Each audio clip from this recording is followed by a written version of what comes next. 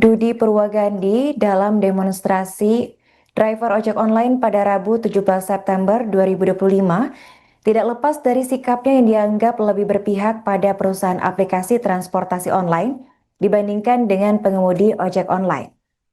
Lantas bagaimanakah sosok dan rekam jejak karir Dudi Purwagandi?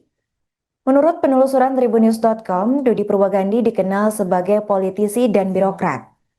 Pria kelahiran Manado, Sulawesi Utara pada 23 September 1970 itu memiliki rekam jejak karir yang mentereng. Saat ini ia menjabat sebagai Menteri Perhubungan Republik Indonesia periode 2024 hingga 2029.